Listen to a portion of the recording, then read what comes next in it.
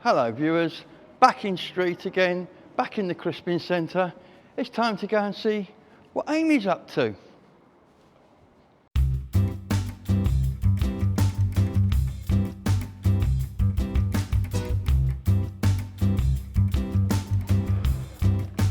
Hey Amy, how you going? Hi Gabe. Hey, how you doing? Not bad, thank you. And who's this little chap I can see here? This is a worry cat. We okay. Haven't named him yet. So I thought we would ask the people that watch your channel and the people that are on our Facebook and Instagram feeds if they can come up with an idea for a name for him.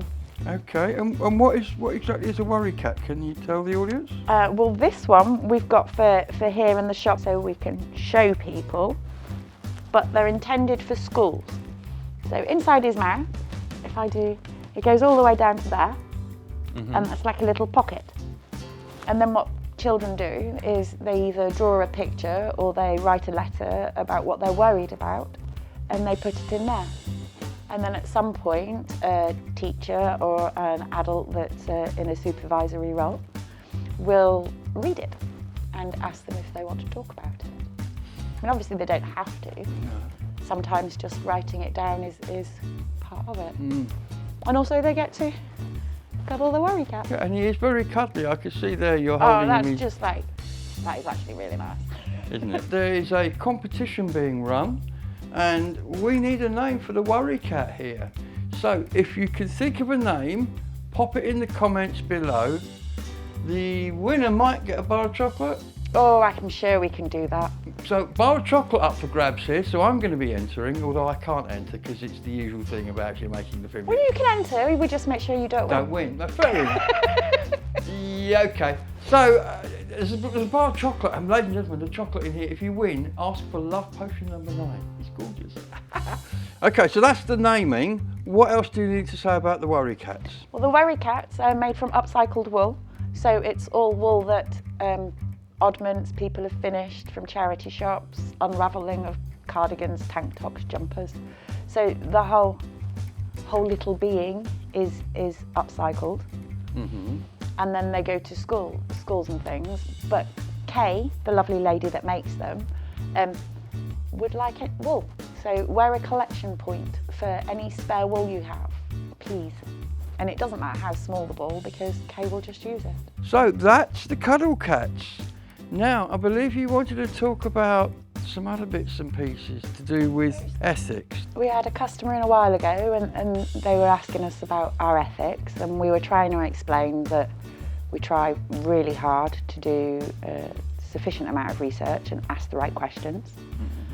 I still make mistakes, or sometimes the companies or the brands change after I've done my research. I don't necessarily research them all again a year later.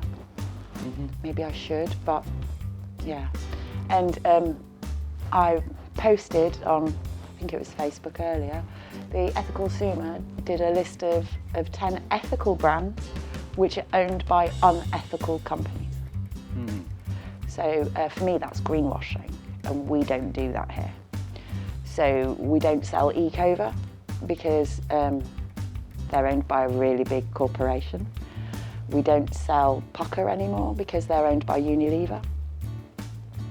We've dropped some of our vegan products because the people that owned those brands were either active in the shooting fraternity or are owned by dairy farmers. It just doesn't sit well. So it's fair to say everybody who supplies you now, they're really on the ball with all of these issues. I mean, like for example, what was it, Nutcentric was talking about? Nutcessity. Great guy, totally passionate about everything he does. He's passionate about his nuts, he's passionate about his packing. Everything he does has got passion in it. And a lot of the suppliers here are very similar to that, aren't they? They are. And it doesn't mean to say that they have to have all of the boxes ticked, because we like to work with smaller brands. So there's a lovely gentleman that ran EcoBrew. They're toothbrushes that are made from bamboo. Obviously the nylon is still plastic.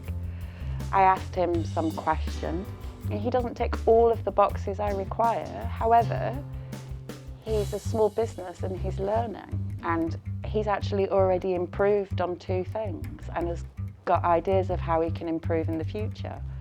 So we like to support businesses like that because we're all learning. I mean, talking about all learning, I work here 2 days a week. My learning curve is like that, it's huge, because I haven't got, Amy will tell you, I'm clueless. I do not have a Scooby-Doo. But again, it's a work in progress. I'm getting there. I mean, my washing up brush is now a proper one over there. My washing up liquid is now green. I'm going that way, so I'm learning. But it's a minefield, and if you're worried about it, I mean, a lot of people want to do the right thing, but don't even know where to start. I mean, if you're like me, you wouldn't have a clue. Come in, have a chat with Amy. She'll heat the coffee machine up, she'll make you coffee and have a chat. And she'll tell you some of the things, because basically, you don't have to worry. If you come into this shop, everything's pretty ethical. It's been checked, it's been supervised, it's been overseen, and it's as green and credentially wise as it can be. So you're safe. But if you want to come and talk, this is the lady to come and talk to. That's fair enough, isn't it? Well, I'll definitely try and help where I can. I get far too excited sometimes, and I'll buy a product because the answers have been great for 2 questions, and I've forgotten to ask my 3rd question because I'm so excited about the answers to the first 2. Yeah. So I still make quite a lot of mistakes, but we're getting there. That's excellent. Well, I guess on that note, we can say goodbye, and we'll see you next week, won't we? Actually, I should go. Bye. Yes. Bye-bye, bye-bye, bye-bye, bye-bye, bye-bye.